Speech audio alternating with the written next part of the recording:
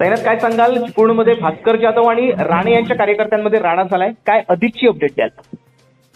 चिन्मय, निश्चितच खरं तर आमदार भास्कर जाधव यांना प्रत्युत्तर देण्यासाठी निलेश राणे हे गुहागरमध्ये आमदार भास्कर जाधव यांच्या होम पिचवर यायला निघालेत आणि चिपळूणमध्ये ज्यावेळी निलेश राणेंच्या गाडीचा ताफा पोहोचला त्यावेळी त्या ठिकाणी समोरून दगडफेक त्यांच्या गाडीच्या ताफ्यावरती करण्यात आल्याची माहिती आपल्या हाती येते आणि एकूणच या संपूर्ण घडामोडीमध्ये निलेश राणेंचे कार्यकर्ते आणि भास्कर जाधवांचे कार्यकर्ते आमने सामने आलेले होते.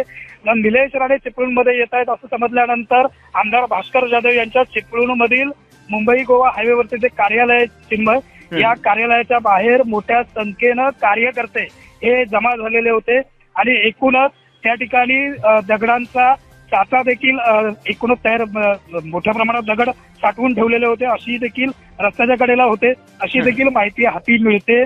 एकूणच निलेश राणेंच्या गाडीच्या ताफ्यावरती भास्कर जाधवांच्या कार्यकर्त्यांकडनं दगडफेक करण्यात आल्याची माहिती कोकणशाहीच्या हाती सूत्रांकडनं प्राप्त होते. आपण एकूणच या संपूर्ण घडामोडीची जी अपडेट माहिती आहे ही अपडेट माहिती कोकणशाहीच्या दर्शकांपर्यंत पोहोचवतो. चिन्मय, साईनाथ, सभेआधीच कुठेतरी राजकारण तापल्याचं चित्र आपल्याला पाहायला मिळत आहे, काय सांगाल एकंदरीत? हा निश्चित चिन्मय, खरं तर निलेश राणेंचा हा गुहागर दौरा जो आहे या गुहागर दौऱ्यानंतर एकूणच रत्नागिरी जिल्ह्यातलं राजकीय वातावरण तापलेलं चित्र पाहायला भेटत आहे. अगदी 2 दिवसापूर्वीच भास्कर जाधव यांची स्टेटमेंट समोर आलेली होती की मी निलेश राणेंना उत्तर देणार नाही, परंतु आता मात्र निलेश राणेंच्या गाडीचा ताफा प्रत्यक्ष ज्यावेळी चिपळूणमध्ये आला आणि तो मार्गस्थ होत असताना काही कार्यकर्त्यांकडनं समोरील कार्यकर्त्यांकडनं ही निलेश राणेंच्या गाडीच्या ताफ्यावरती एकूणच दगडफेक जी आहे ही दगडफेक झालेलं चित्र पाहायला भेटलं चिन्मय. आणि जमावाला पांगवण्यासाठी पोलिसांना अश्रुधुराच्या नळकांड्या देखील त्या ठिकाणी फोडाव्या लागल्यात अशी देखील माहिती हाती मिळते.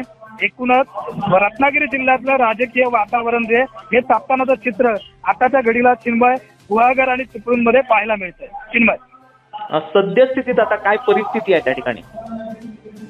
चिन्मय, आताच्या घडीला परिस्थितीत थोडीशी पोलिसांनी योग्य ते कंट्रोल केल्यामुळे परिस्थिती नियंत्रणात जरी असली तरी गुहागरमध्ये या ठिकाणी निलेश राणेंची सभा होणार आहे त्या प्रत्यक्ष सभास्थळी देखील मोठ्या प्रमाणात पोलीस बंदोबस्त ठेवण्यात आलाय.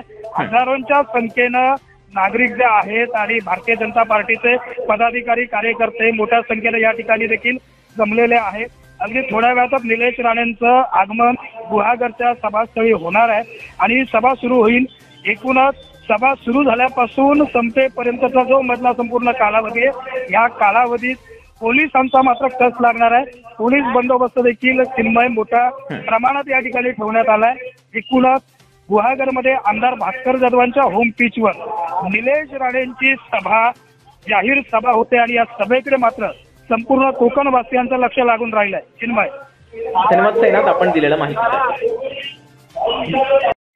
असे नवनवीन व्हिडिओ पाहण्यासाठी कोकणशाहीचं YouTube चॅनल सबस्क्राईब करा व बेल बटन प्रेस करा. तसेच फेसबुक पेज लाईक करा आणि इंस्टाग्राम पेज व ट्विटर पेजला फॉलो करायला विसरू नका.